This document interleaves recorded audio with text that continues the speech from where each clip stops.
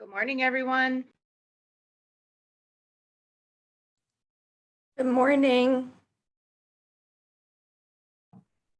Good morning.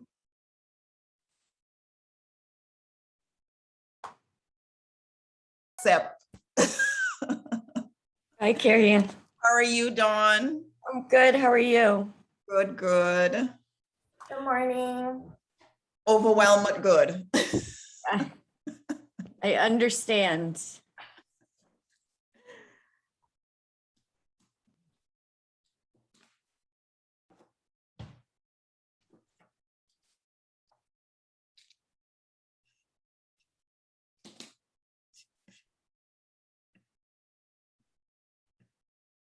I realized that some of the care providers weren't on the list, so I sent them this morning a few that were on the Broward Aware Committee meeting, so I extended the invitation to them also. I had sent that invite through the website also, so they should have gotten it. No, Broward Aware. They're not a part of the abuse and neglect link. Yeah, so I sent it to them this morning. Late, but a few said they would jump on, yeah.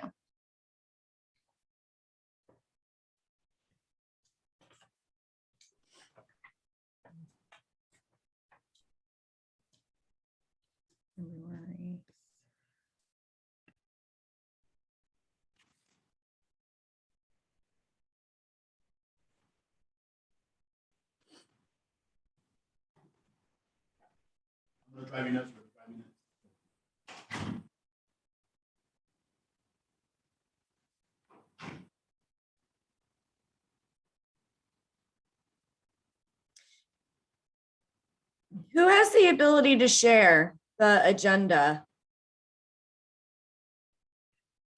Cynthia does. I think she's here. CSC Program Services. Okay. Yeah. Mhm.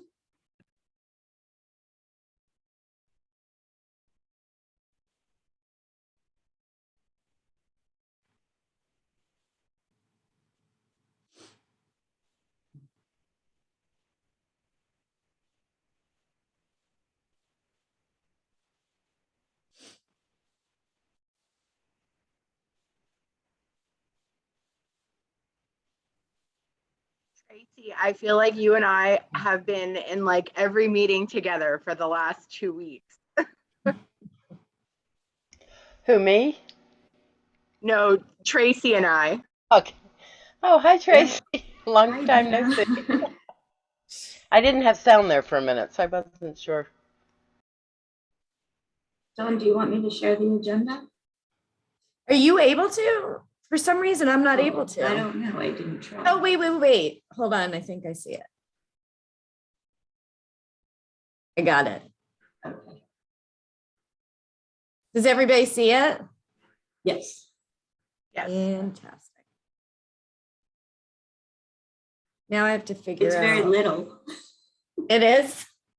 Hold on, I don't know how to fix it. So sorry, you guys. I'm not really technologically. It looks full size to me. It does? I mean, it's full size, but I don't know. Maybe it's just my eyes. You can make it bigger up top, Dawn. Where it says the 75, you could go up higher. Oh. Hold on, I can't even get to it. I can lend you my glasses.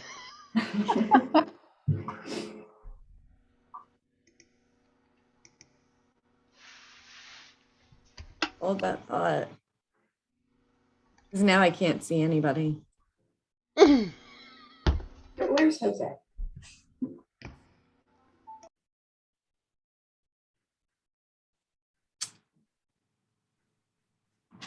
If you look on the document, Dawn, you see where it says the hand minus plus, just change it to right 100. There. Okay, now I need to be able to find you guys though. Right there. That's No. where there's- Only few. But I need like the whole ability to stop sharing.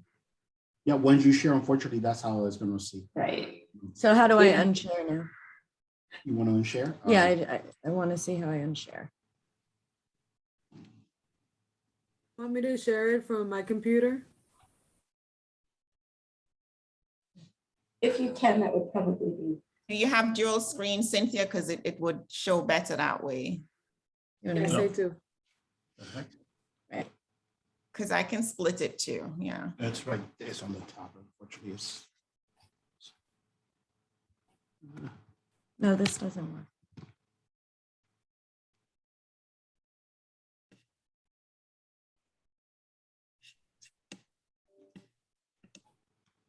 what is this thing doing?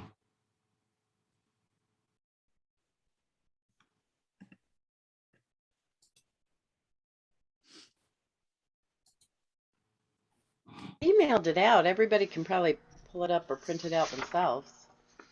Yeah, except now I can't even get it off.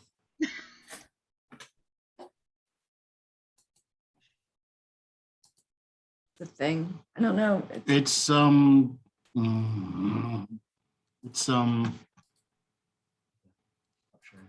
there we go. There we go. Uh-huh. Fantastic. Now I can see everybody. Okay, it's 10:01. We have 26 folks, so I think we'll go ahead and get started. And I know that it's probably a little difficult, but I think I'm going to go through the list so everyone can say for Jose's. For Jose, so he has the ability to write down everybody that had attended and where they were from. I'm just going to go down the list, the participant list, and if you guys can just say your name and the agency that you're with, that would be greatly appreciated. So I'm Dawn Liberta. I'm with the Department of Children and Families. Cynthia? Are you there? Yes, she is. Hi, I lost my screen, sorry. Good morning, everyone. As soon as I can open up my thing. My name is Cynthia Reynoso. I'm with the Children's Services Council of Broward County. Carrie Ann? Good morning, everyone. I am Carrie Ann Brown with the Guardian Ad Litem program, and I am the chair for Broward Aware and honored to be also the co-chair for the Abuse and Neglect Committee working with Dawn. Jose? You're muted. Yeah, I know. Good morning, everybody. My name is Jose Melendez, and I am with the Department of Children and Families, and I am Dawn Liberta's administrative assistant. Hopefully, I pointed in the right direction. Sheila? Hi, good morning. I am Sheila Gonzalez, and I am from the Guardian Ad Litem program in Broward County, and I was invited by Carrie Ann. We're happy to have you. Thank you. Adina? Good morning. I'm Adina Wilson. I'm also with the Guardian Ad Litem program. Hey, and listen, if I say your name wrong, please correct me because it's a pet peeve. I do not like saying people's names incorrectly. That's wonderful. You said it perfectly. Thank you. Next one may not be easy. Al Jung. I know who that is. That's Audrey Lejeune. Oh, Audrey.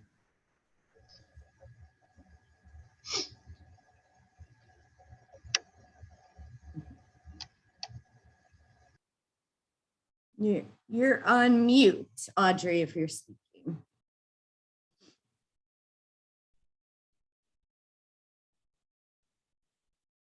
All right, we'll move There on. she goes. She's on mute now. Yeah.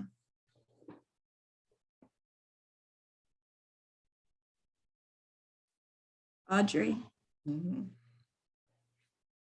Right. Well, we are happy to have you. Amanda. Hi, good morning. My name is Amanda Lee, and I'm with the Advocacy Network on Disabilities. Andrea. Good morning, everyone. Andrea Dewson, Children's Services Council. Thank you. Arturo. Hi, everybody. Arturo Parham from Wastown. Ashley. Hi, everybody. I'm Ashley King from Jack and Jill Center in Fort Lauderdale, Florida. Casey, so happy to see you. Good morning. I don't know why it's so dark. I apologize. It's like nighttime here. Casey McGovern, and I am with the McGovern Foundation, previously with the Florida Department of Health, focusing on drowning prevention initiatives. Charisse. Hi, good morning, everyone. My name is Charisse Gregory, and I am the Director of Programs at Community-Based Connections, Inc. Danielle. Good morning, Danielle Batchelder with the Children's Services Council. Good morning. Good morning. Fabiola. Good morning. You said my name good too. God. My name is Fabiola Gutierrez. I am the Director of the Family Skill Builders at Gulf Coast Jewish Family and Community Services. Felicia. Hi, good morning. My name is Felicia Pittman. I'm the Family Strengthening Supervisor at Children's Harbor. Janik. Good morning, everyone. My name is Janique Hickman, and Janique. Janique, Sorry. yes, no, that's okay. It's not written pretty. I am one of the mental health counselors here at the Center for Hearing and Communications. Jennifer. Hi, good morning. Jennifer Marquez, Intake Coordinator with PACE Center for Girls, Broward. Joshua. Hi, everyone. Good morning. Happy to be here. My name is Joshua Caraballo. I'm with the CSC of Broward. Jessica.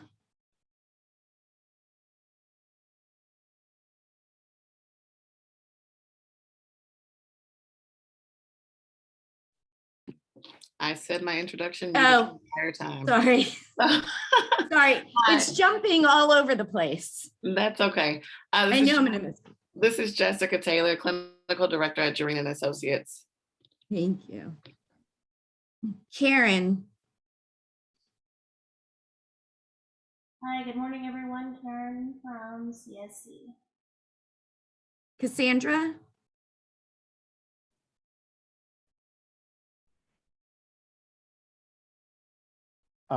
Sorry, Karen, what is your last name again? Oh, I'm sorry. I'm mute. Cassandra Phillips from the Guardian Ad Litem program.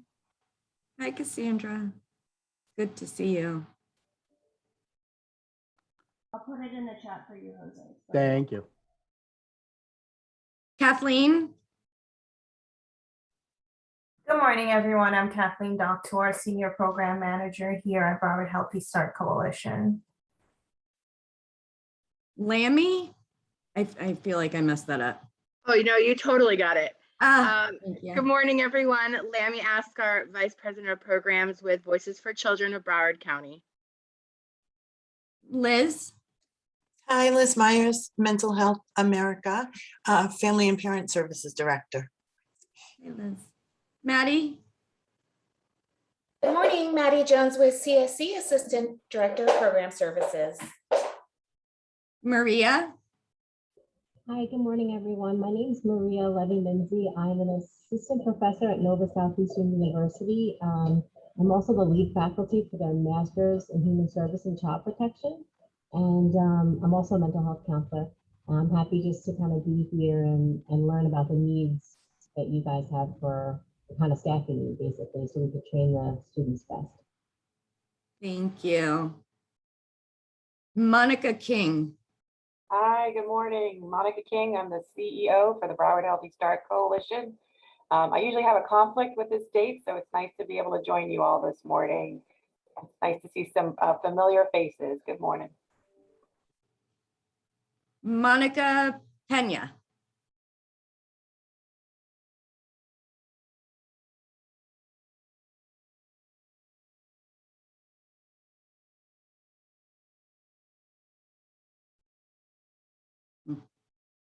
Okay, we'll go on for now. Samantha Silver. Hi, everyone. I'm Samantha Silver with Broward Healthy Start. I'm the FEMUR manager and the chair of the Child Abuse Death Review. Sharon.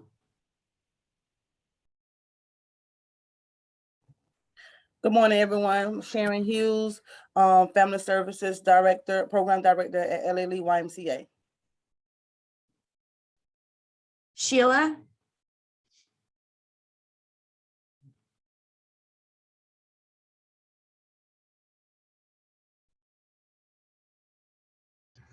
I'm sorry, I already announced I was on mute. Oh. Sheila Gonzalez from the Garden and Lighting Program. in Oh, yeah, Broward yeah, County. you were the first on the list. Yes. Trey? Tracy Schweitzer with the Department of Children and Families. Vanessa? Good morning, everyone. My name is Vanessa Charles. I am the Moms Program Manager at Healthy Mothers, Healthy Babies. Winford?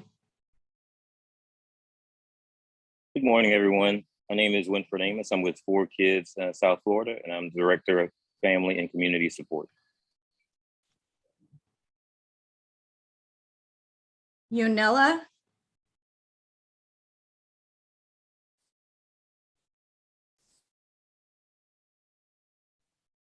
I'm Jonella Carusi from Hispanic Unity of Florida. Jonella, I'm so sorry. It's okay. And then did I miss anybody? Because it was kind of jumping all over the place. So I apologize if I did. Good morning. My name is Audrey Evans, and I'm with Children Diagnostic and Treatment Center, the Early Steps Program. Hi, Audrey. Thank you. Anybody else? Yeah, good morning. Sorry, go ahead. Okay, thank you. Good morning. My name is Sonia Starling. I'm with the Healthy Families of Broward Program. Good morning. My name is Gloria Gonzalez with Memorial Teen Reach Program. Hi, thank you. All right, thank you everybody for being here. We Two people appreciate- spoke at the same time. I'm sorry. Gloria, did you introduce yourself? Because I heard Memorial and then I heard Harmony at the same time. Did you get that? Yes, Or I'm was it two different sorry. ones? Yeah, my name is Gloria Gonzalez. I'm from Harmony Development Center and the Programs Manager. Thank you. Perfect. All right. So thank you everybody for being here. So just a little bit, we did, the 3 of us change around the agenda a little bit because we wanted to get back on track with this meeting, really being focused on preventions and the services that we currently have in our community. And also maybe those services that we don't have or we don't have enough of. So that way, when we do finally get the updated format for our child abuse and prevention plan for Broward County, we could then put in the services that we currently have and are stable and is working well. And then also plans in place on how to get the services that we're really needing and missing within our community.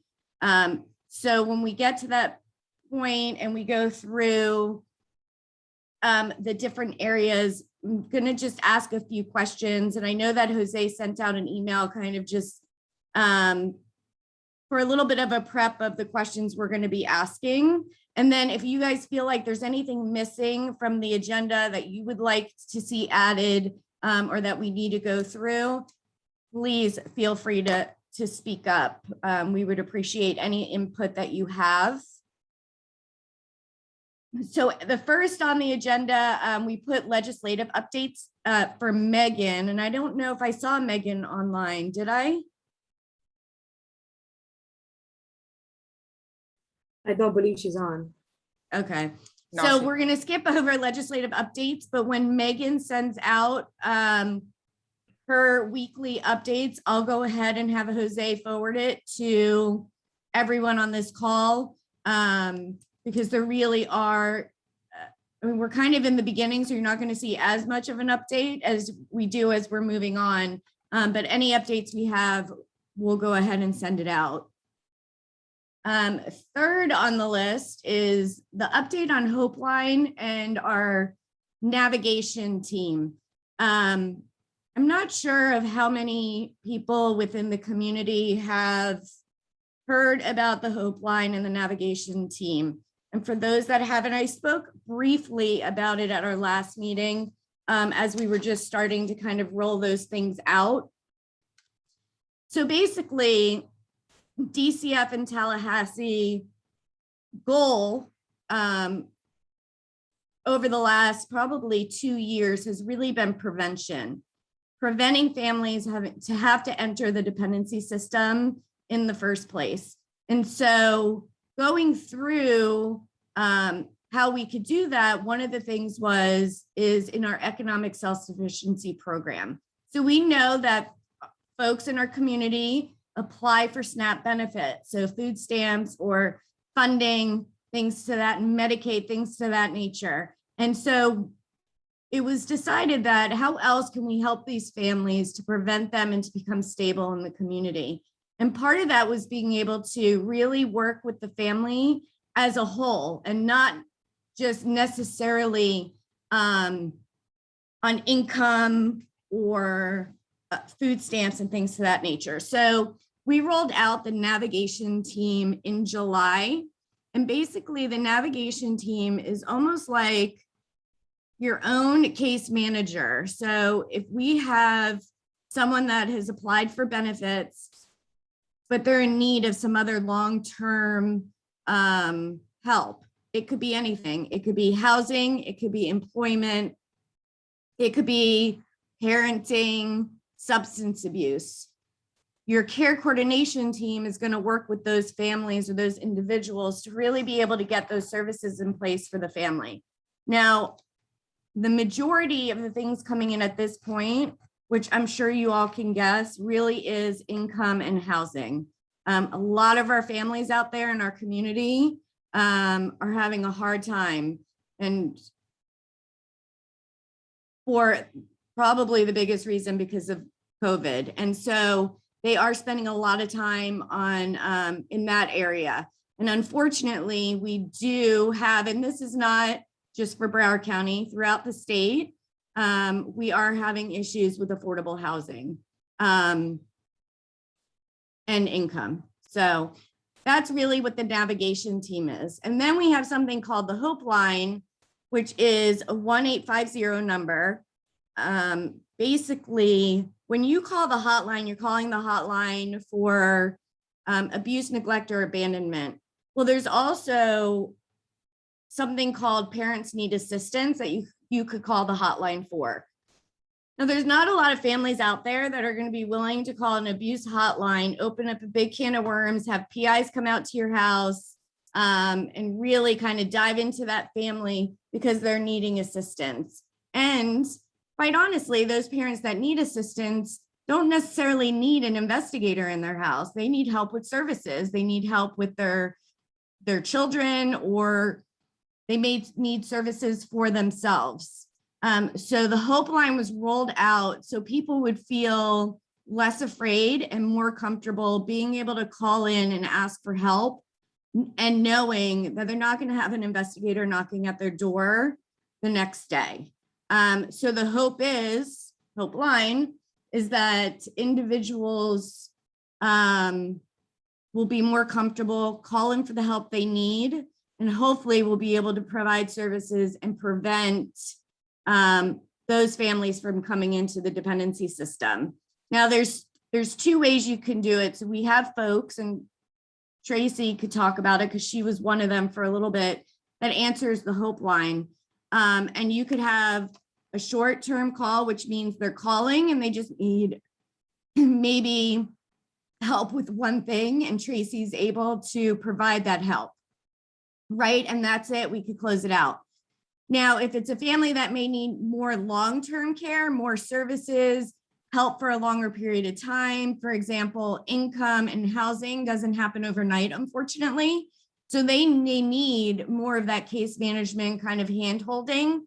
And in that case, the person answering the Hope Line would then refer it over to your care navigation team that would take that family and provide services more on a long-term basis. Any questions on that? Can you give us that Hope Line number? Yeah, Tracy, do you have it on you? It is 850-300-HOPE. And I do have, and electronic flyer and stuff, I can send out or give it to Jose to send out to everybody. Perfect. That explains it a little better. Yeah, that would be great. Yeah. Okay. Yeah, and that way, you know, you could hang the flyer up in your agencies and have the conversation. We're also more than happy to schedule something with any of the agencies. If you want the navigation team to kind of come in and talk more in detail about what the project is all about, please feel free to send me an email, a text, or call me, and we could go ahead and schedule that for you. I was just going to say it's available to anybody in the community. Yeah. There's not really a phasing out criteria, and it's free, so it's but it's available to anybody. I have a quick question. Is it being publicized outside of our agencies, like on public radio or media? So they're starting slow. They were starting slowly. It actually, we had our dependency summit in the beginning of September. Now that's when they announced it to like all of DCF and all the partners and stakeholders. So for anyone that was at the summit. And the idea really was that they wanted to roll out a little slowly to make sure, one, we had enough staff to be able to handle the calls coming into the Hope line and not overwhelm the system. And so now we're kind of in a place where we're talking about it with our community, and the secretary and the governor has put out some media info on the Hope line too. So I think that as time goes on, because it's so new, you'll start seeing a little bit more of it. Great. Thank you so much. Thank you. You're very welcome. Tracy, did you want to add anything? No, I mean, I think it did start off as a way for like parents needing assistance to take the calls away from the hotline so as to not kind of stigmatize everything. But it is, you know, if families call up and they need help with food, that's a quick thing that we can give them the information on different food banks or different food resources and kind of give them the information and close out. But otherwise, it does get referred to care navigation, and then they'll be contacted within 24 hours. And a worker will work with them to set up whatever goals they have and help them to work on achieving them. I have a question. Yes, ma'am. Tracy, do you provide services in Spanish or Creole? They do have, yes. They do utilize the language line if there isn't somebody available that speaks that language at the time. Okay, thank you. Mm-hmm.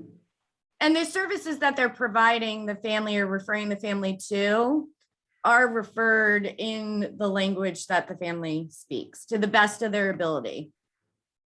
Because we definitely have a lack of Portuguese services in Broward County because Tracy was working with a family for months. It was very difficult. Val? Yeah, my question was how long this navigation team follows this family for those that need long-term assistance. So they're gonna work with the family until the services are in place, until they the family has gotten what they need to get. So whatever that looks like. I haven't personally seen like a time frame. Tracy, have you? No, I don't think that there's a given time frame, but they're probably not going to stay on with the family for years and years. I mean, at that point, they might need something more intensive. But they do work closely with the family to make sure that they're hooked up with what they need. Yeah. I have a question. Would this also apply for non-documented parents? Yes. Yep, of course. And then we have, you know, BBHC that we could also refer the family to if they're not documented.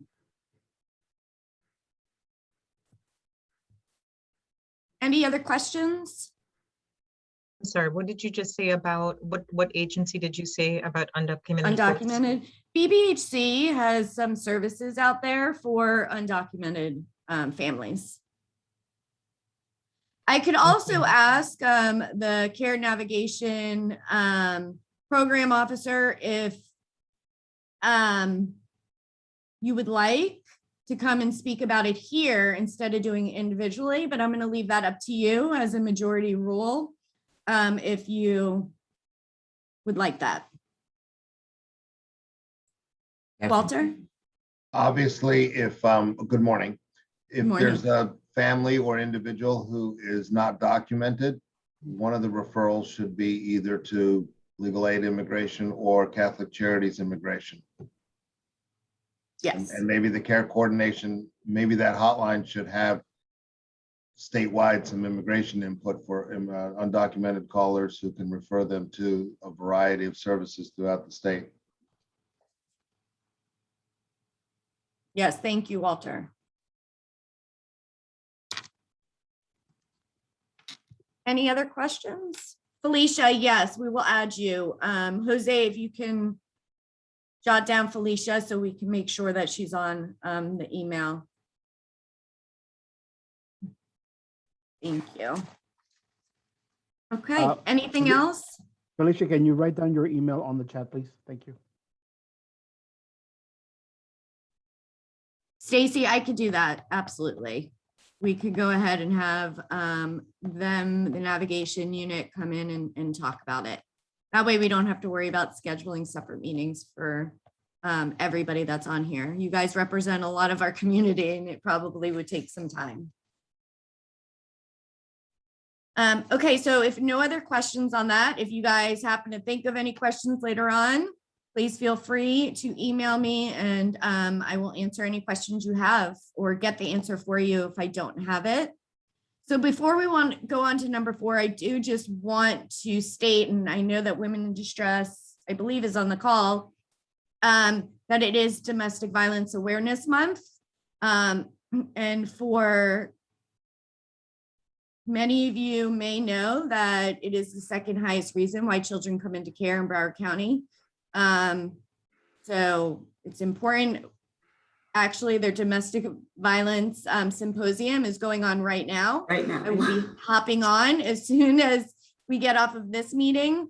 And then they did do their yearly vigil, which is just heartbreaking and inspiring and a whole lot of things that if you guys have never experienced it, it's usually in person. And I've gone in person every year, but they did such a wonderful job having it on via web. And they didn't miss a beat. It was just really, really quite amazing. And, obviously the goal is that when we have those vigils, we'll see less people that have less people on that list that they're talking about at the vigils. So, and is anyone on from domestic violence, anywhere in domestic violence, if they want to add anything to that?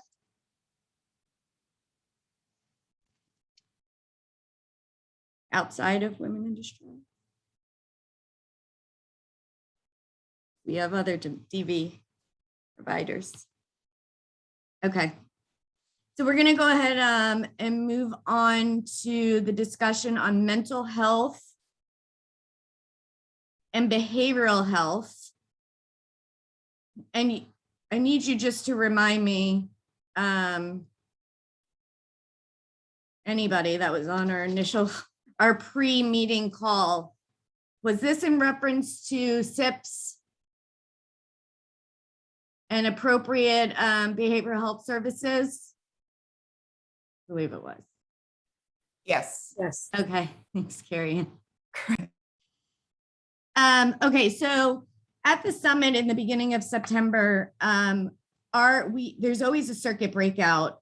And so for our Circuit 17 breakout, we had a discussion on mental health and behavioral health, specifically related to SIP placements. And our SIP placements are residential mental health placements for our children in the community and or in the dependency system. And so what came out of that conversation, and I could send you guys out the link because you can watch it back if you would like. It was tape recorded. So if you would like that, we could send it out.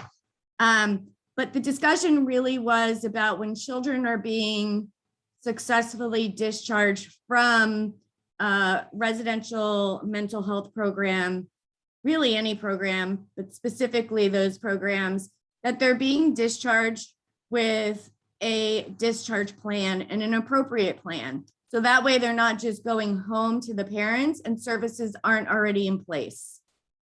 What we're seeing, or what we have been seeing with community and dependency children, is that they're being discharged from a residential placement and they're being Baker acted within a week. So I don't know what that means because I'm not a mental health expert, but in my, experience, it seems to me that they're not getting the current services that they're needing. And so, and they're not getting the support. So we need to make sure that when they are being discharged, they're being discharged with a plan and the services are already in place. So I will be putting together a group on this, a committee for Liz, for anybody that would like to be added. We would love to have you. We would love to hear your experiences. We would love to hear your ideas, because it's not going to be an easy one, an easy issue to solve. The other issue is that we do something called local review staffings, LRTs here at DCF. And we get them we staff community kids or we staff dependency children. And so what we're seeing is that a lot of our kids that we're staffing, one, they're younger than we used to be seeing, 9, 10 years old. And the behaviors are so intense that we really need to try to figure out what services we have in our community to really be able to provide for those children with those types of behaviors. Some, it's mental health related. Some kids, I think they're being thrown into the mental health realm, but it's behavioral. And so that's also going to be part of this group and part of this discussion. Does anybody want to add anything to that? Because Walter, you were there, but go ahead. I don't want to add to that. I just want to make sure that if you're interested in being part of that group, to write down the mental health group like everyone else is doing so that we know which email to send you. Yes, and I know, Jose, if you could write down all of these, because quite a few went in. I'll send you. And we're also going to be adding Nico from Sunshine Health, Sylvia from BBHC, our mental health folks, our CEO of our ChildNet, BSO. Henderson is already on that list as well. So for anybody else, again, you're welcome. And if anybody has anything to add, please speak up.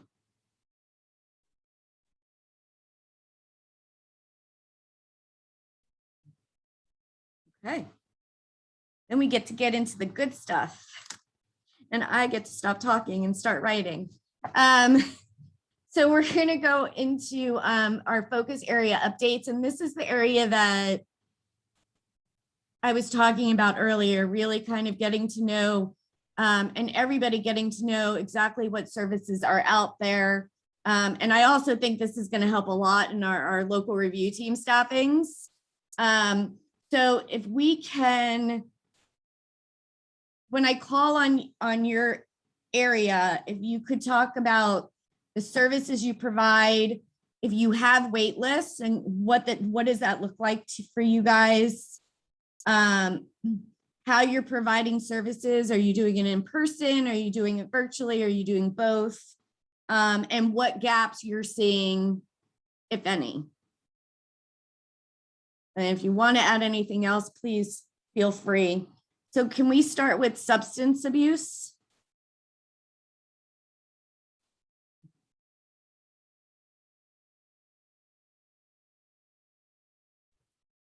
This is Kathleen. We have a grant from Broward Behavioral Health where we're helping pregnant moms and moms who have babies up to 2 years old who test positive on the 5P screening at their doctor's office, and we're helping them with employment, education, housing, as well as peer counseling. So we started getting referrals. We're working with a few moms. For the moms that are not ready to work, obviously if they're pregnant or waiting till after several months after giving birth to the babies, what we're doing with them is resume prep, trying to get them into some employability skills class while they are either in treatment or receiving peer counseling or both, and really assisting them so they can become self-sustaining after birth or during birth. The ones that do want to go to work, we are working with some employers that are open to hiring individuals who are pregnant. Kathleen, what is your organization? Broward Healthy Start Coalition. And you guys don't have a waiting list yet, right? No, we don't have a waiting list. None of our programs have a waiting list here.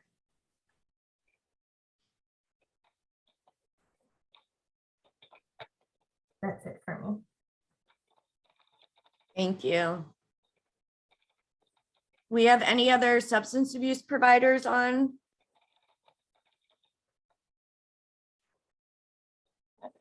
Don, it's Monica from Healthy Start. I'm obviously not a substance abuse provider, but are you looking for, when you think substance abuse, are you looking what the needs are or what the services are? I want to know what the agency is providing, okay, what the needs are, and if there's waiting lists. So what I dropped in the chat this morning, the United Way Commission on Behavioral Health and Drug Prevention is very focused on substance abuse prevention. And so there was a lot of discussion around the need for, at least in that meeting, around treatment beds, and that there are wait lists for folks that don't have insurance to get access, ready access to treatment. There is going to be federal state dollars based on that opioid lawsuit settlement that's coming to Broward County government. And so some of the discussion is around helping, like addressing the need for easier access to treatment for those folks that are uninsured or even undocumented. Thank you. So undocumented and no bed, and no insurance. Okay. Through ELC, the CSC funds vulnerable population, and one of the stipulations for childcare is if there is substance abuse issues in the home, we provide this vulnerable population kind of pot of money that they can go into and get childcare for their families. So that's another pot of money that is there for substance abuse. Cynthia, is there information on it that we can share with the group that Jose can send out? For vulnerable population, I can give you like a blurb of what we fund and how to access that funding. Yeah, perfect. Yes. Thanks. I don't know who's sharing the agenda. Can you take it off temporarily just so I could see everybody? Thank you. All right, anybody else from any substance abuse programs? Because if not, then that may go down on later on the agenda of missing partners. Yeah, the Village is definitely a resource. And I'm going to invite them. Okay, thank you. Domestic violence. Probably on at the symposium. Oh yeah, you're right. This was like definitely bad timing on ours part, but we'll go ahead and skip. Drowning prevention. Casey, I so don't know. happy to see your face. I know it's been a bit, right? I just had to regroup, and unfortunately I missed your last meeting, but I'm glad that I'm able to. Well, that was join you my all fault. this morning. I don't want to step on Karen's toes because I know Karen from CSC is still overseeing the drowning prevention program housed out of the Department of Health, which is still being run and it's doing well. And I don't want to ever take away from that piece of it. I guess from my knowledge and because I could share a little bit on that. Water Smart Broward is still doing very well, providing presentations. The Spud program is up and running this year, some virtual and some in-house or in-person. The Spud program, for those of you that don't know, is Students Preventing Unintentional Drownings. And it's just more of a teen ambassador club that goes throughout the local middle and high schools, educating them on the risk factors and for them to see the value in being in and around the water. They're doing the presentations, and Water Smart Broward is also housing this youth coupon that the Children's Services Council funds. And so for those of you, again, that don't know this, they fund a swim coupon that's available for every child in Broward County, 6 months to their 5th birthday or the age of 4. Thankfully, the council has approved them to extend it because a lot of the pools were closed due to COVID. And so they've extended the age to the age of 8. So if any of you guys service families or serve families that have children 6 months to 8 years of age, please encourage them to visit the watersmartbroward.org website and apply for the swim coupon.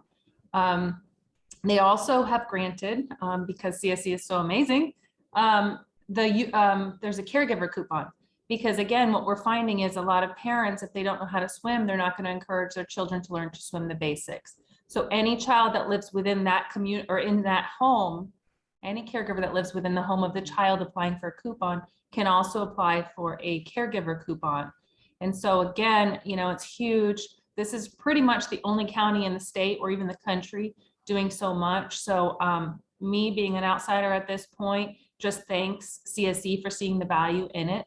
To go a little bit over stats at this point, we are really in trouble with the amount of drownings we've had for our state and actually our county this year. Everybody thought at the start of COVID, we were going to have a huge increase, but this year has actually been worse. And so right now we're at 79 drowning fatalities, and usually we end the year about that. So with having 79 children all pass away due to a preventable tragedy is mind-boggling to me, you know. And then Broward, unfortunately, is at 10. And these do not talk about the non-fatals. So we have a pretty big problem, and we definitely need all hands on deck. We need your help to be able to help educate your families that you serve, educate your staff members. I have resigned from the health department, but I'm running my nonprofit, which is McGovern Foundation, focusing on drowning prevention initiatives. And it's not going to take away anything that the health department is doing. It's just going to complement it. But I do provide presentations. One of my big focuses for those of you that are interested is if any family member that sits through one of our virtual presentations that I will work with you to schedule, they will get a water safety kit. And within the kit, what it does is it has a door chime in it, and it has a water watcher tag in it, some CPR information, and then a palm card that has our story and the kind of sharing the risk factors and why it's so important to install these 2 layers of protection into your family practices. But again, if you want to check us out or schedule a presentation, by all means, just reach out to me. I think Jose probably has my email, or I'll put it in the chat, or you could visit the McGovern Foundation website, which is just mcgovernfoundation.com. And we're also on social media. So if you see anything that you feel is valuable, please like us and then share that information, because we feel like knowledge is power. And the more we do, the better the outcomes we'll have. So thank you so much. If there's any questions, I will answer them. Thank you, Casey. Karen, are you on the line? Is there anything you want to add?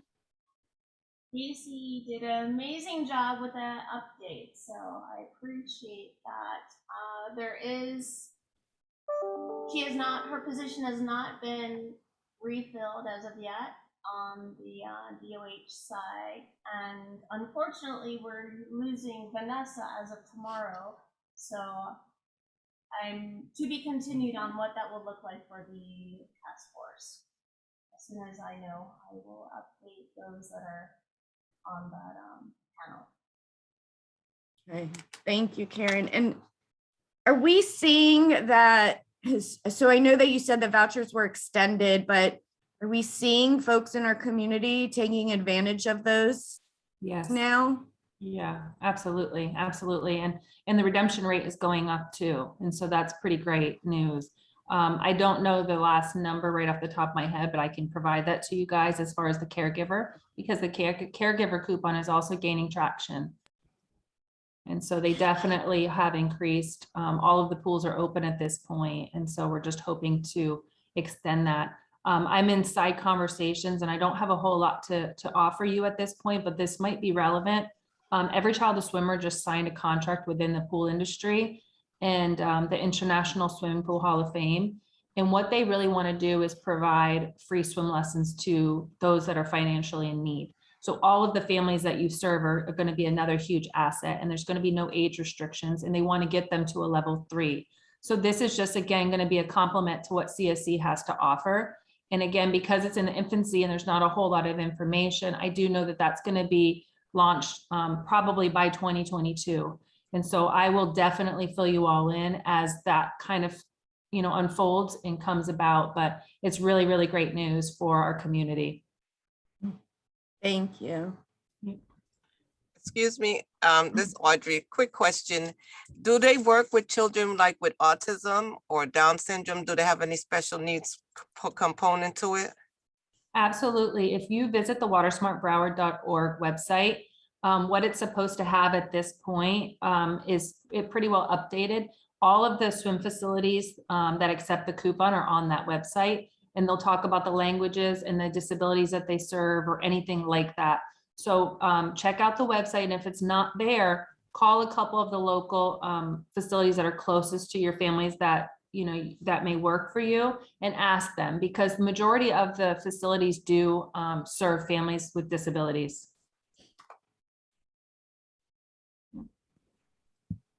Thank you. Anything else?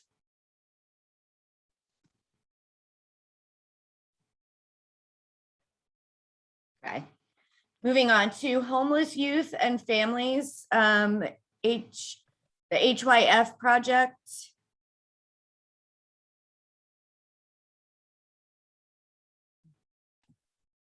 Can't see anybody, but anybody from homeless? Let me see. I think we have Giselle from Hope South Florida. They're not specific to the HYF project, but Giselle, did you have something you wanted to share?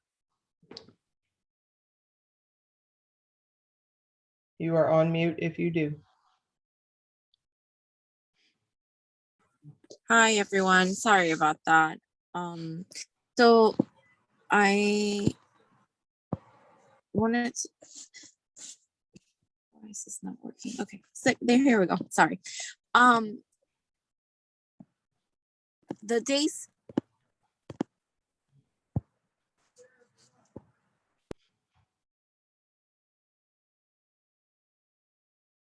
Oh, did we lose her? I think she went away. I think so. Okay, so we can wait for her to rejoin, but in the meantime, I can just share that Homeless Services are putting together a homeless symposium coming up in November. I will share that to Jose once we are done with the meeting to disseminate. And they are looking for people with lived experience with the homeless system, as well as families that are looking for services. So they're working on improving the quality of services being provided.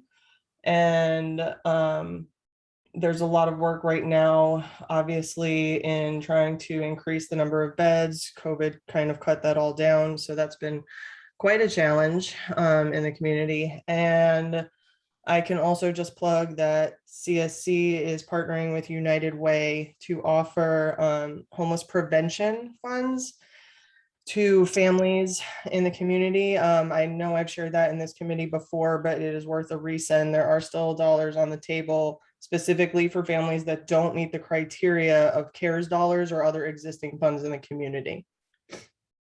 That's great. Thank you. Okay.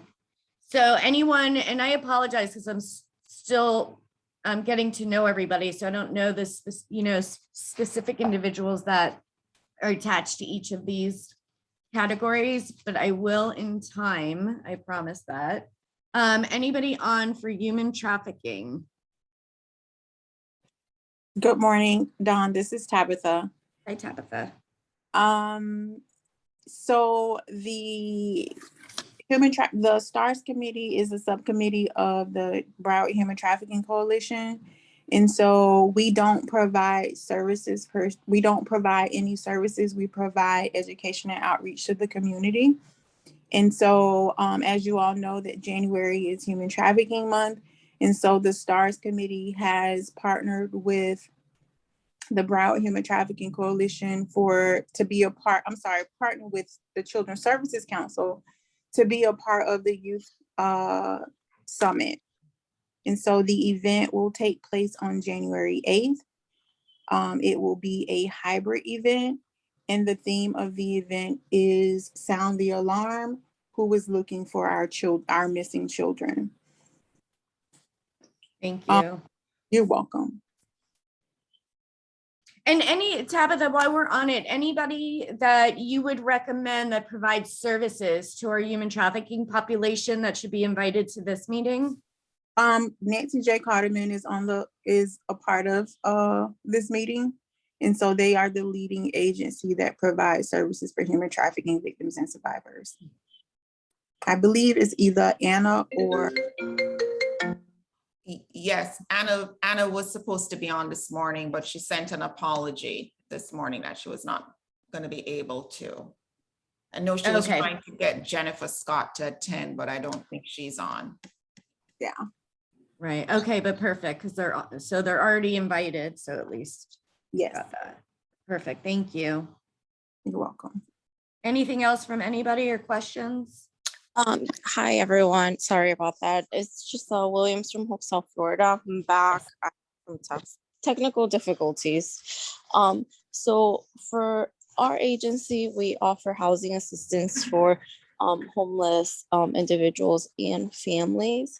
And we also have a veterans program that offers housing assistance for veterans who meet criteria. In addition to that, we have the day respite center, which we offer resources and case management to families who are in need of us linking them with resources such as housing or any other local resources that are available. We're also a hotspot for the emergency housing voucher. That's in a nutshell what we do here. And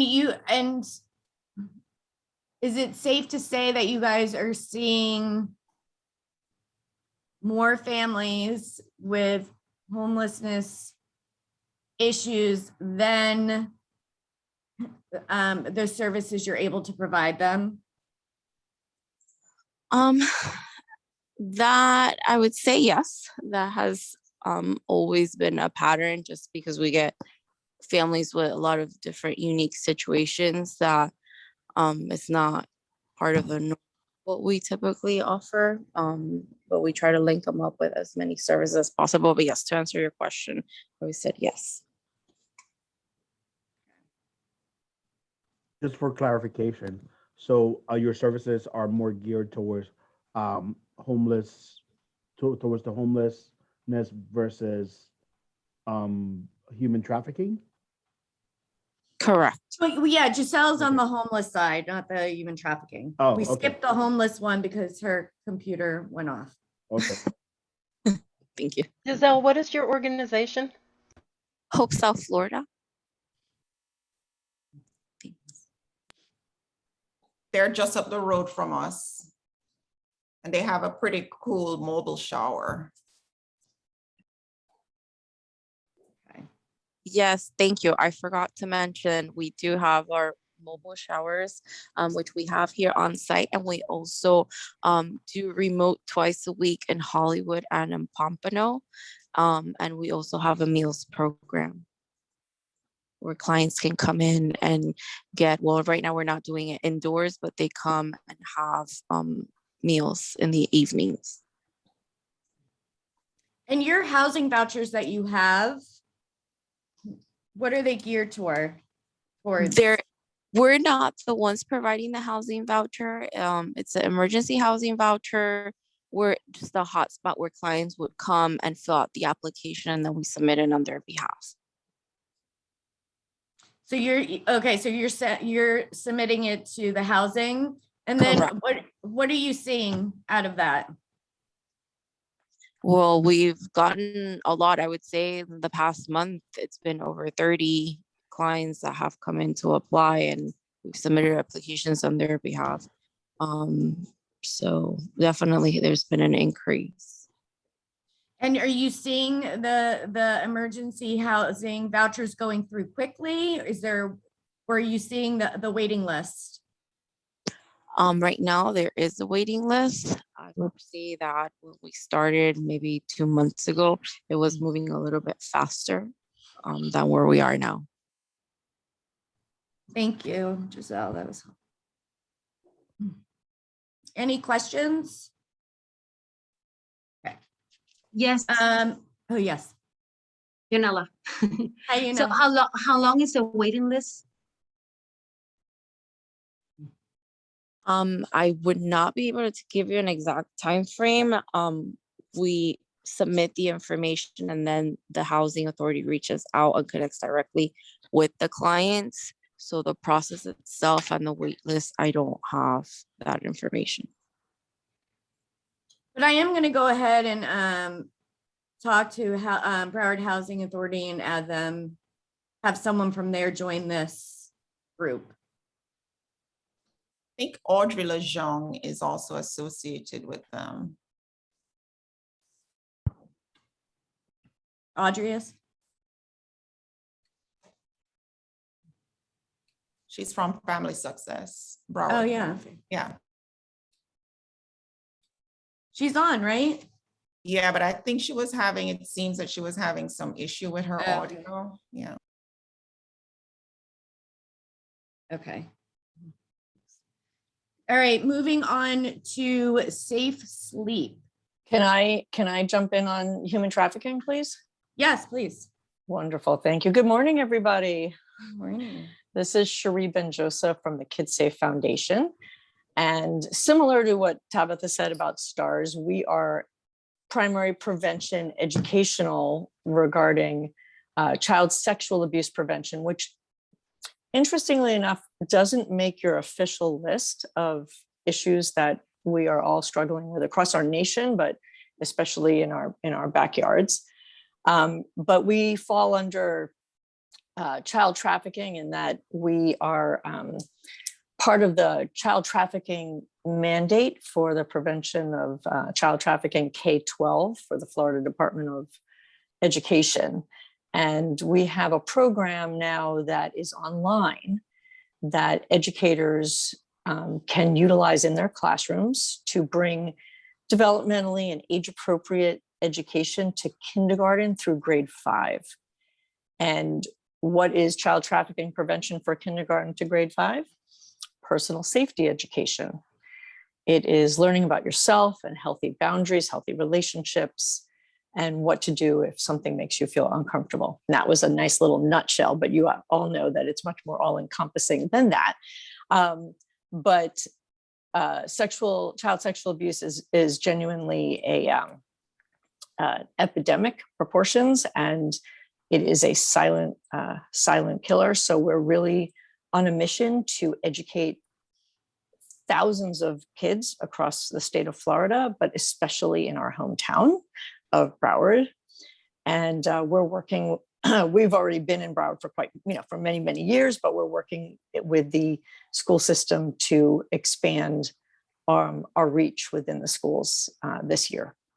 So just wanted to give you that update. And if you have any questions about the program. and how you might be able to utilize it with your clients, you can reach out to me.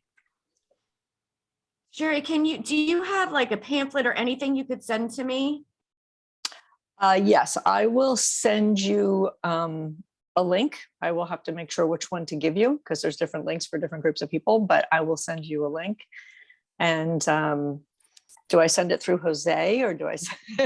Yeah, actually send it to me and send me all the links only because Tracy, I'm going to speak on your behalf. I'm sorry. We just had a call not too long ago where we had a school wanting somebody to speak to their school age children about the very thing that you're providing. Yes. So yes, send me all the links, and I'll be more than happy to provide them to not only Dawn but to Tracy, and we can definitely use your help. We really had a hard time with that request because anything we're going to train on is not going to be as, the training DC has. First, it's short, it's not very specific. It kind of talks about sexual abuse and that needs to be called in. But we were definitely not comfortable doing it for K-5 because it was an elementary school. Okay. We were happy to do it on abuse, but please, please, everyone online, if you get requests like that, please send them our way. Yes, because absolutely. We have adult education. We have, we're expanding to all different types of, adult programming as well. And this is our passion and this is my expertise and I can't do it enough. Like, just send me out there. So yes, thank you. We appreciate it. Okay, super. I'll get all that info to you, Jose. Thank you. Wish we met you 2 months ago. Well, I'm here. It's so hard to get out there. It's amazing. I know. But now you'll always remember me. Now Yes. It's done. Yes, for sure. Super. Okay. Yes, ma'am. Hi, I'm sorry. If I could just use this opportunity, Cherie, what you were discussing in the educational program, I'm just going to say curriculum that you have. If you don't mind, Dawn, I'm just going to use this time to introduce our agency because I feel like we fit we work with clients through several of these topics you're talking about, but our agency, we specifically work with persons who are deaf and hard of hearing. And our services are mental health component, individual, group, and family services. All ages, all levels of hearing loss, as well as case management services and education. So we do have after school education programs. And just to go back to Cherie,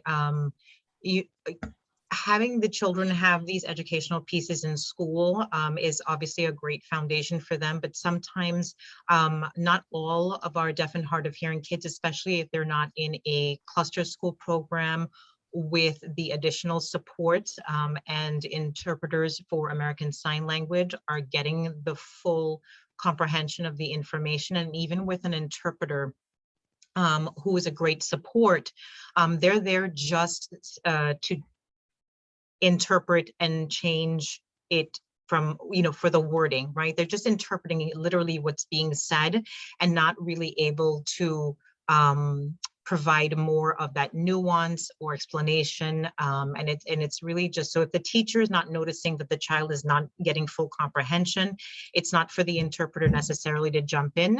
Some may do that, out of the kindness of their heart and to be able to really work with the child. But a lot of times interpreters are just there to translate the wording.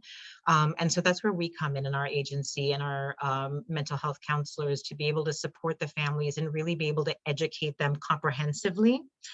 And just going back to some of the other topics you guys are talking about, children with mild hearing loss miss about 50% of what's being said, and that's in the home, in the classroom, in their community.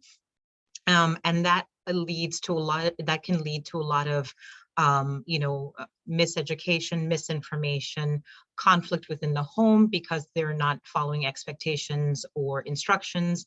They're not taking in incidental information and learning that's happening And so that's where we come in to really be able to support these families. So like I said, all levels of hearing loss, all ages.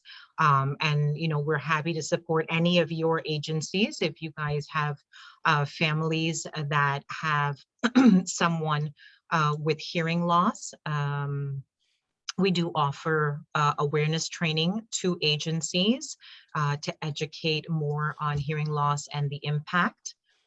So please feel free to reach out. I'd be happy to put my email address in the chat. And if anyone just has any quick questions right off the bat for me, I'd be happy to answer anything.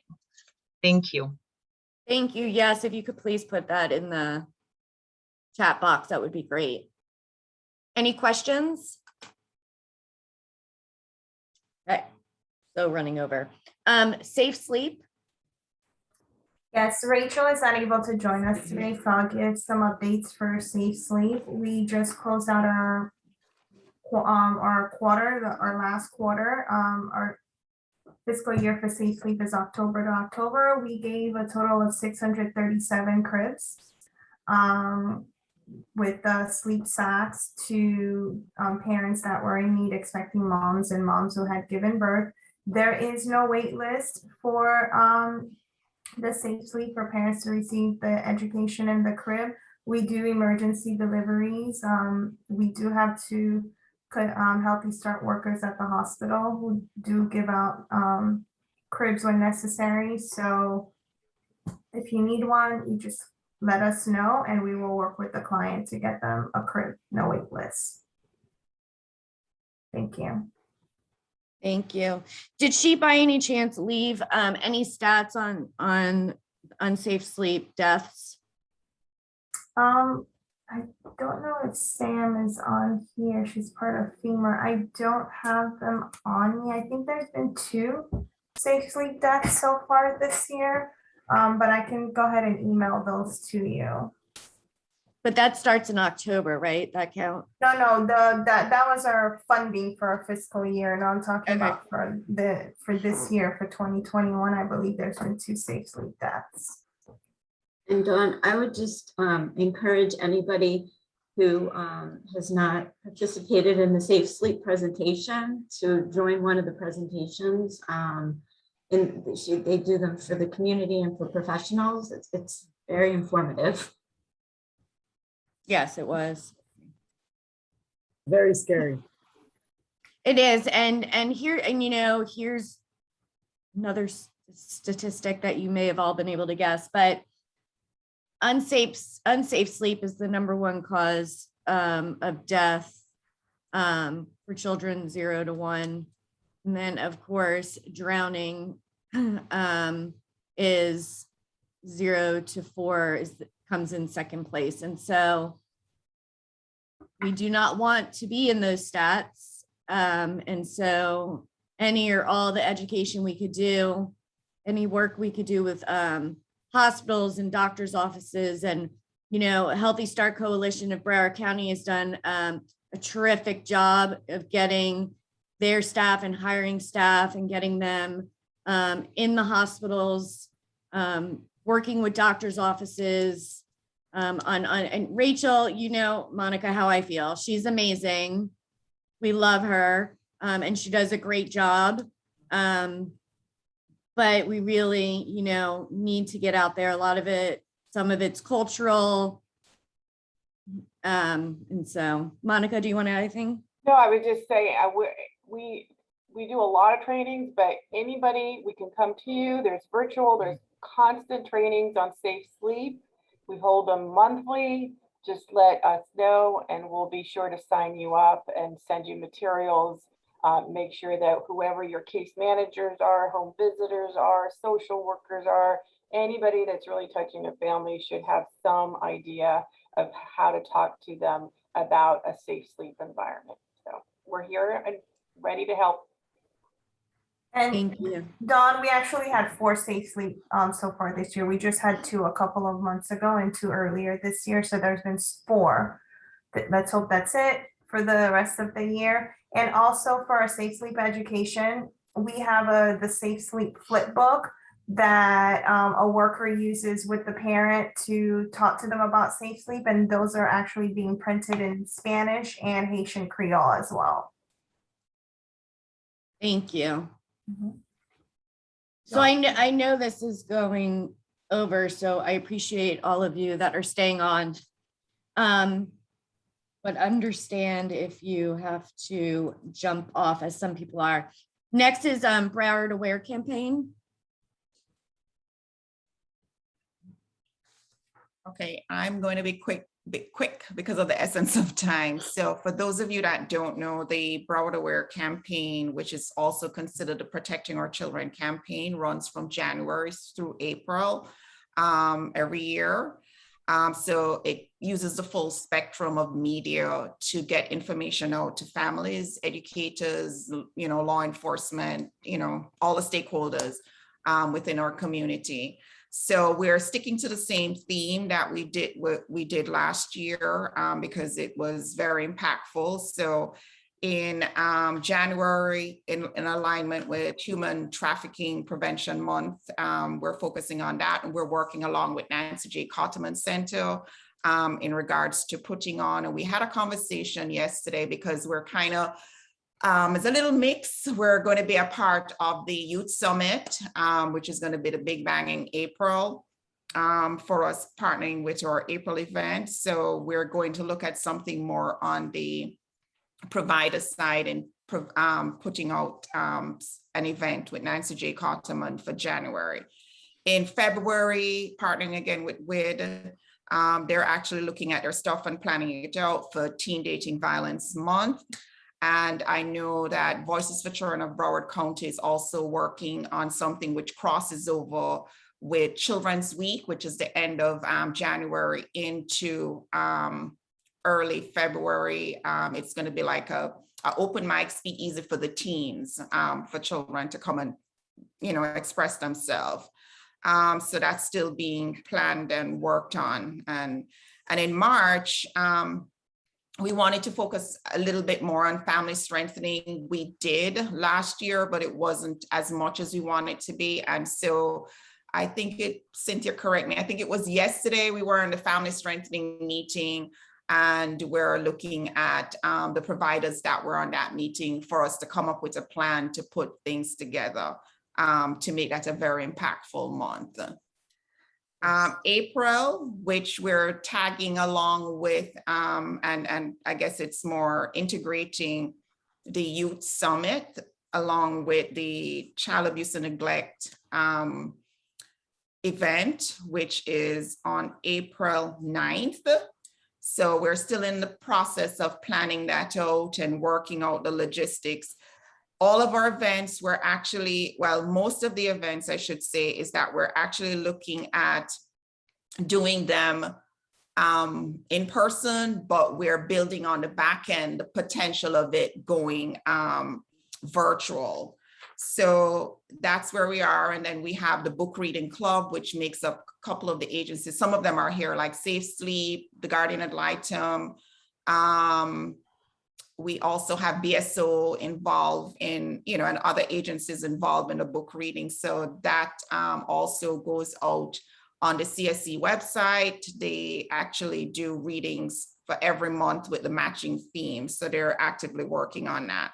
So all are invited to attend our meetings. They're typically on they're typically on the first Thursday of the month. I think the next one is November 4th at 9:30. And we're also, for the first time this year, we're actually doing a Broward Wear Blue Day, which is going to be on April 8th. Am I correct? Yes, Friday, April 8th.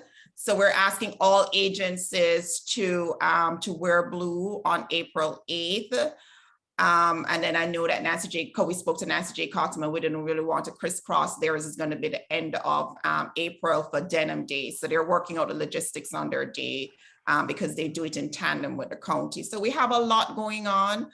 And we're just asking everyone here, because we're all faced with the same challenges of getting out there and spreading the word. And this is what Broward Aware is about, is to help you and help us get the word out about our organizations, what we do and what we represent. We know that a lot of agencies based on our call are having challenges getting to events to spread the word and getting the information out. So if you know of any events, or if you are putting on an event that our community partners can table at your event, please let us know, because we're all in the same boat trying to get information out. And as our organization, the Guardian Ad Litem, we need volunteers to advocate for our kids. So we're all faced with challenges. So, you know, as Broward aware, let's get the message out and let's all work together to make a big impact in our community. And I guess that's it. And just make sure you support Read for the Record, which is coming up October 28th, I think. So that's us in a nutshell. We're open to have everyone participate. And the final event, which is on April 9th, we ask that all community partners come out and share, you know, the information of your agencies and, you know, what you're doing and the good work, and making sure our families are aware of us and what we're doing. So that's it in a nutshell. Thank you, Carrie Ann. Walter, do you still have a question? No? Okay. No, I raised the wrong emoji. Oh, hey. It was a thumbs up. It was a thumbs up for Broward Read. Yes. I registered. Thank you.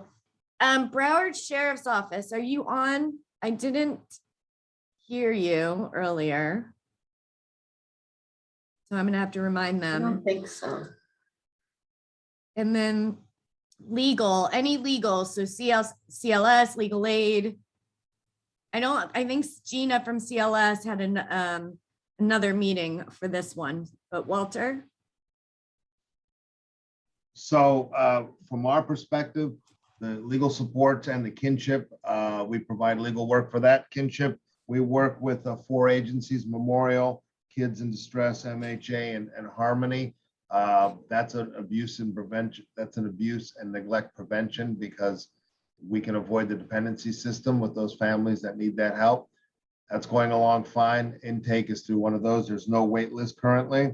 In legal support, we don't have a wait list where our children are court appointed, so we can represent and advocate for those individual youth or sibling groups. We are hiring more attorneys, which at this time is actually, quite frankly, a challenge, given the market, given the competitive or lack of competitiveness of some of the salaries we offer in the legal field. Our services are both remote and in-person. Court continues to be remote, but we visit our clients in person and remotely. So it's all hybrid, it's as needed. And our agency is going to be opening up to the public again very shortly. We're putting in a plan for that. And by the way, homelessness, we have a homeless unit. We work with homeless vets. I'm going to make sure that we reach out. I'm going to refer them back. And CLS and I had a nice talk with Gina 2 days ago, and we're talking about setting up some work to work together as a legal collaborative, or collaborate with all our legal stakeholders on the issue of permanency. Oh, that's great. I offered to host that meeting and to take charge to start that discussion, and Gina's on board, and I'll be reaching out to the others. That's awesome. And Walter, for your Kinship program, how are the referrals? Referrals are good. We thought that there would be a more significant dip. I don't have those numbers in front of me for Kinship, but we're on target for Kinship. Cynthia, I think. So the Kinship Project is CSC funds case management piece of Kinship. So they help with connecting the families to resources in the community. And then Walter's team is a legal piece of it. So in order for you to receive legal, you have to receive the case management. So if you're enrolled in one of those programs, you're automatically then enrolled with legal aid. Right. And our numbers have been, and Kinship have been actually quite keeping steady. Yes, we still have been able to serve families through this, and Walter's team is amazing. They come to you, they do it virtual phone, anything, smoke signals, all of it. Hi, it's Ashley from Jack and Jill. I have a question, Walter. What is I know that I have the number, well, I thought I had the correct number, but do you have the phone number of the hotline to reach out to start a referral? Well, to start a referral, you'd actually, yes, I can give you the number for, or if there's another way. I'll put the name of our administrative assistant for that project, Erica Peoples. But what's going to happen is the question is going to be, where does that family live? And if they live in the South, it's going to go to Memorial. If they live in the West, it's going to go to Harmony. If they live in Central or North, it's going to go to Kids in Distress or MHA. Okay. But I'll keep it short. I'm going to put Erica's number in the chat and she can direct it. And the other thing that we do with referrals that come to us is we will follow up with the agency to make sure that they actually got the referral. Perfect. Thanks, Jack and Jill. Thank you. Thanks, Walter. Dawn, Anything else? Yes, Dawn. Hi, it's Maddie with CSC. I just wanted to add that regarding the kinship programs, those are for informal kinship care. And that's really important to note. Can you explain what informal means? Yes, so those are kids that are living with caregivers where the biological parents are unable to care for them. So for example, an incarceration, a death of a parent. So these are kids that are not adjudicated dependent and that are not under dependency. Yeah, they're not under dependency. It's not under dependency. That's absolutely correct. We usually utilize Chapter 751. Sometimes we do adoptions. Lastly, the statute for kinship expanded and now includes fictive kin. It's same as in dependency too. So the legislature recognized fictive kin, which would be typically godparents, very close neighbors that have been part of the child's life for 15 years. They're now fictive kin and they're in bounds. Thank you. Thanks, Maddie, for clarifying. Any other questions? Okay, moving on to SNAP committee.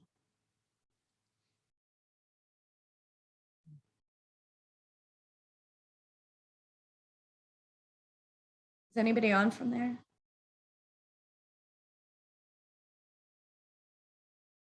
Cynthia, do you know? No, I don't see anyone on. I'll get to the next meeting. So we'll skip. Okay, so done. So really quick, I've kind of taken notes as we gone along about missing partners from this meeting. So I'm going to put a list together and reach out. If you guys, any ideas from you all, if you want to tell me now, or you could email me, whichever you would like. And then also any open items. So anything anyone wants to discuss before we go?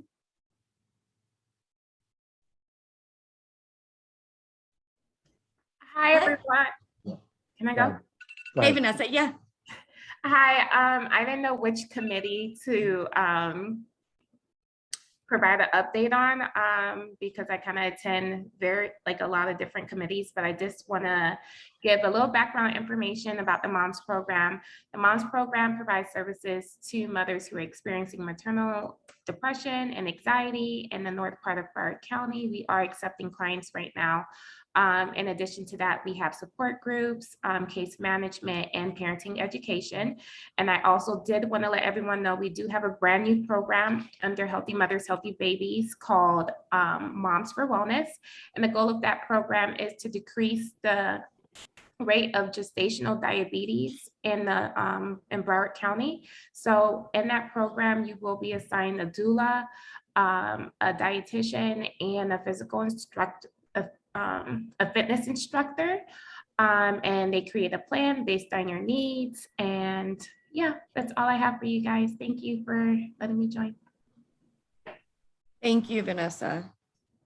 I do have something else, Dawn. Hi, everybody. So this being a CSC committee, CSC Broward prefers that anybody that's involved in any other committees to please register with their website. I listed the link. I put the link right on the chat. You would click on the link and go where it says member, click on members area. Hold on, give me 1 second. Let me click myself. Go into members area. It'll ask you to create an account. That's where we post all the minutes. We post the agenda, and you would get direct notifications from this committee to you guys, including materials. Did I miss something, Cynthia or Carrie Ann? No, you're good. No, you're good. All right. I have to remind everybody every month because we want to make sure that we're active in that page. And the good thing about this page is if you have anything to share with the committee, you can do it right on that page and you can upload your information. It'll come directly to us, and it's our own little private Facebook, so no poking though. Nobody likes being poked. Felicia, I'm sorry, really quick, Felicia, on the Children's Harbors, what programs is there no wait list? There's no wait list for the Family Strengthening Program. Our Spanish counselor is, no wait list. Once we receive, we can get them linked within a week. Okay, perfect. Thank you. Sorry, go ahead, Jose. No, that was it. Just wanted to make sure that everybody knew that, especially if we're now starting this mental health team, it would be great for them to register through through that website also, so we can just create a separate little subgroup on there. Okay, perfect. Thank you. Anything else from anybody? Yes, I'm Monica Pena. I'm with the Nurturing Parenting Program at Family Central, as I mentioned before. Just I know that we've been through a list of people, and we offer parenting education services to our families for about 2 hours every week for 4 to 6 months, and we provide services in Spanish and English. And we serve families with children who have, families who have children from birth to 11 years old.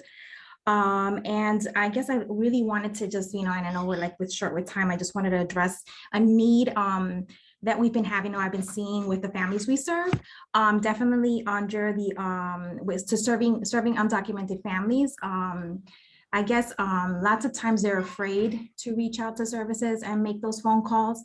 And I was wondering if there's any agency or service provider that can actually provide group sessions or informative sessions to our families about all their, I guess, legal rights in this country, all the things that they have access to, general information, or a place where they can feel safe to ask these questions, because sometimes they don't want to reach out themselves. As much as our caseworkers mention it to them, mention phone numbers and tell them places to call, or even try to assist them, they're often afraid. So maybe I'm feeling that if they're in a Zoom call and they are with other families that are experiencing the same things, that they feel safe asking these questions, whether it's regarding domestic violence, connecting more with the school system and understanding knowledge and technology. A lot of them, especially nowadays, we're having obviously with the situation with the pandemic, families have a lack of knowledge with technology and being able to help their children,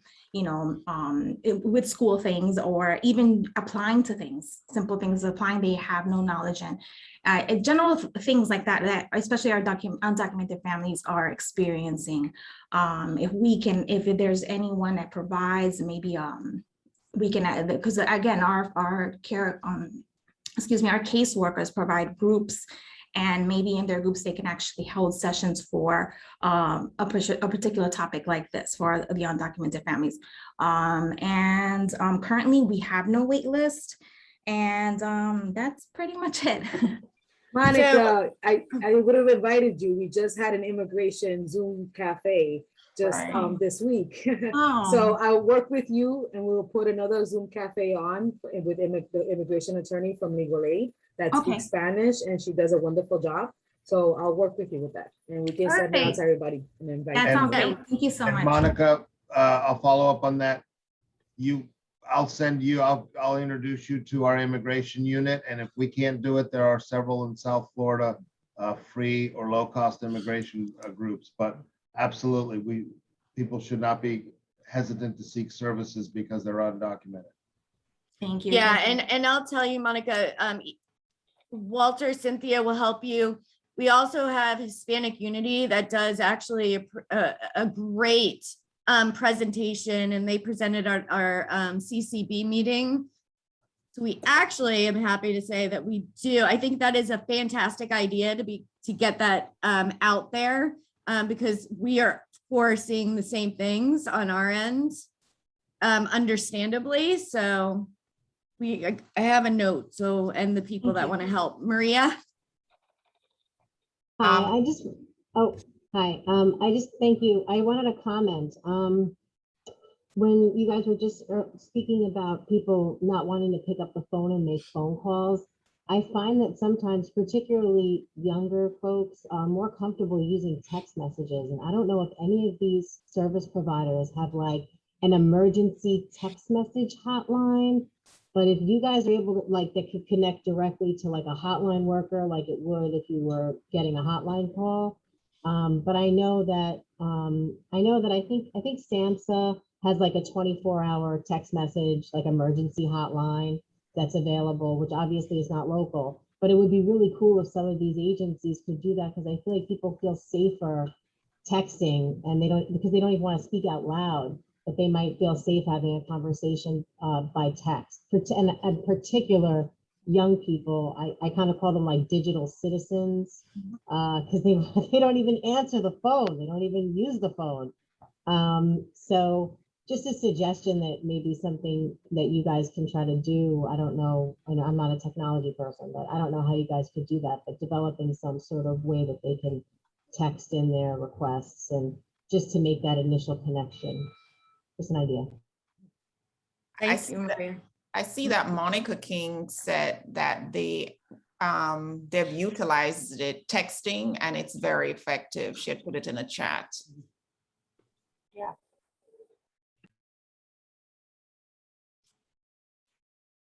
Perfect. Thank you. Anything else?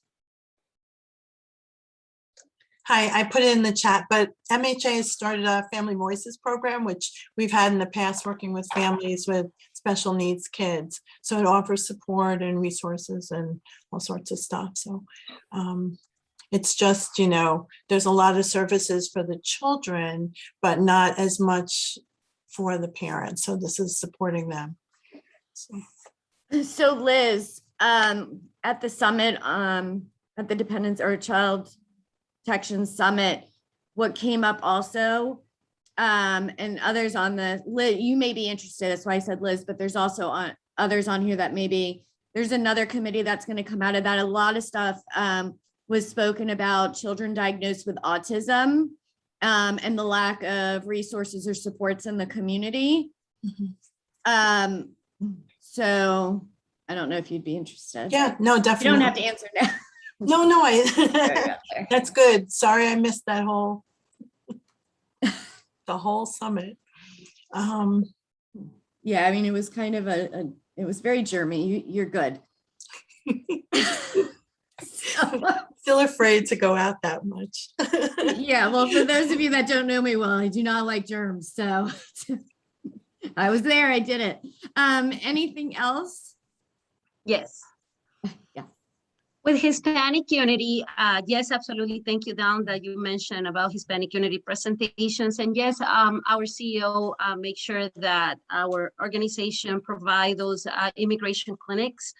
And absolutely, it will be fantastic that many of you have the opportunity to refer those families that would like to receive those guidance. Absolutely, in their own particular situation, because every situation is incredibly different, and they can guide them, absolutely. But one of the things that we had encountered as an organization that many families had come to us And certainly because they're undocumented, we don't have the service for them in reference to, oh yes, we're going to help you to find a job. However, we help everybody and we guide them, and we give them the tools and strategies for them to get ready when that comes and happen in their lives, when they're finally get that legal status that they need. So we provide that financial literacy, we provide those important resources that they are empowered to be part of this community. So Hispanic Unity have different services, so I invite you to visit our website and feel completely free to refer families that can come to our organization, and they can definitely see the variety of services that we have. We have families that come and they can receive basically information in how they can open their own business, or they can definitely receive all the services that they can have access to SNAP programs and health insurance, for example, and people that definitely need to find jobs and career resources. We have that, and the first-time home buyers as well, and definitely My Beauty Families Entering Program. We enroll families in our programs, and it's part of what we do. So thank you. Thank you. And I was lucky enough to have the pleasure before COVID kicked in, to go out to Hispanic Unity and kind of tour the place, sit down and talk about all their resources. And I plan on reaching out to many of you on the phone just to have individual conversations about your specific services. And we could do it virtually. We don't have to do it in person. It's whatever you guys are comfortable with. I'm fine with either.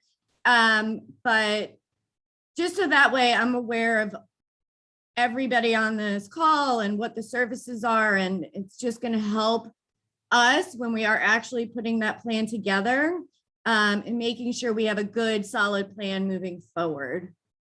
So if you get an email, that's why. Sorry, Cynthia.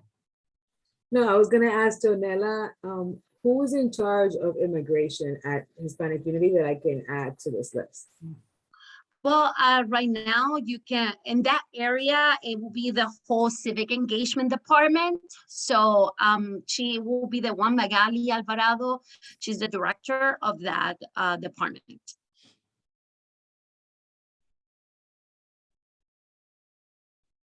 Thank you. Anything else? Yes, I actually do have something else, and I'm sorry to everybody that probably has like things to do and meetings to go to, but real quick, I also thought of something else. We're trying to, trying really hard to engage our dads. We've been noticing that since the pandemic, there's been switching schedules. Dads have lost their jobs, so they're present at home and more than before. And now we're really trying to engage them more. We have a curriculum in our program that we do, which is 24/7 Dad, where we kind of guide them with different activities and lessons that are geared for dads. So if there is anything in the community that serves and assists dads, we can definitely benefit from that. And again, at the moment, we're just really trying to engage them and trying to, sometimes it's a little harder than moms, but that's our focus right now. We really want to get them involved and make them feel a part of everything with the family circle. So if there's anyone there, anyone in the chat that's providing services to fathers, that would also be something that we're interested in. We do. I just had a meeting with some programs, with a program that does. I will send that over. Great, thank you. One last thing. Sorry, in reference to the housing program, it will be fantastic if it's possible that you guys can bring like a presentation with more guidance and resources, because that's why I asked the long waiting list, how long it's going to be, or it is, because that's one of the biggest challenges that we encounter in our organization when they're coming and they say, yes, we call and we went and we have to wait, and they still doesn't have a place to stay. And of course we go and play the hat and help them, but please, if you have more resources, it will be fantastic. Thank you. Yes, and that is definitely one of the things as we're going through. And I think that as we kind of move forward with the new way that we're going through things on the agenda, wait list is going to be a huge part of that. So wait list, services you're providing, I just put it down, but any needs that you're seeing within the services you're providing or within the community. So yes, we're wanting very specific things because it's really the only way we're really going to figure out what we're missing within our community and what we're not. And without having that knowledge, I just don't think our Broward child abuse prevention plan can really be at its best. So, anything else? Yes, I just want to. Oh yeah. I'm sorry. Sorry. Felicia and Felicia Pittman, is there any way I can get your email? Because I want to hear more about the nurturing program, because we had one as well. We'll see how we can get that back up and running on this side of the town. I appreciate it. I put it in the chat, but I think you didn't see me. So that's the reason why I had to say something. I do apologize. I know everyone's trying to get up out of here. No, you're good. And Felicia just put it in the chat. It's period, not comma. Sorry, typing too fast. All right, I just want to say thank you, everybody, for hanging on. I know we went 40 minutes over. I apologize, but I think that we had a great meeting and it was great information. Again, if you think of anything after of other providers or people that should be on this call, please, please, please send me an email so I can add them on. Thank you so much. Have a great day, great weekend, and we will see you at the next meeting, which is every 2 months. Thank you, everyone. Bye. Great meeting. Cynthia, stay on. Thank you. Cynthia, are you still there? Stay on. Thank Cynthia. you. Not leaving, Jose. Okay, thank you. Thank you. Bye, everybody else. Jose, thank you Yes, sir. for being here and being one of only 2 other males on the whole damn thing.